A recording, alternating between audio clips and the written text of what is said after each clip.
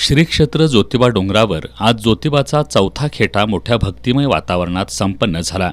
कोल्हापूरच्या श्री अंबाबाईनं पायी अनवाणी चालत येऊन श्री ज्योतिबा दर्शनासाठी खेटा घातल्याची आख्यायिका सांगितली जाते.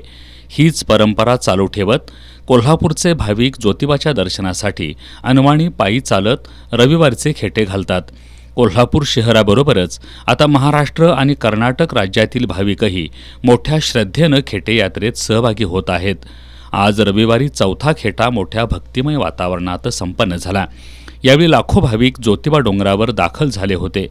कोल्हापूर वडणगे, नेगवे, कुशेरे, गायमुख मार्गे ज्योतिबा मंदिरात भाविक चालत आले. ज्योतिबा डोंगराच्या पायवाटा भाविकांच्या गर्दीनं फुलून गेल्या होत्या. चांगभलच्या गजरात डोंगर घाट आणि मंदिर परिसर दुमदुमून गेला होता. दर्शनासाठी भाविकांच्या लांबच लांब रांगा लागल्या होत्या.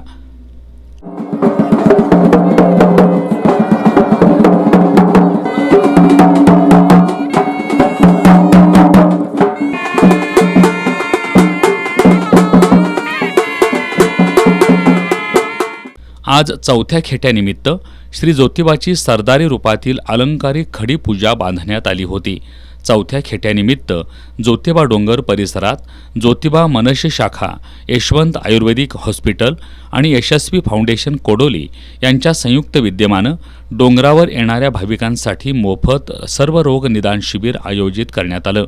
या शिबिराचं उद्घाटन यशवंत शिक्षण समूहाचे सचिव डॉक्टर जयंत पाटील यांच्या हस्ते करण्यात आलं.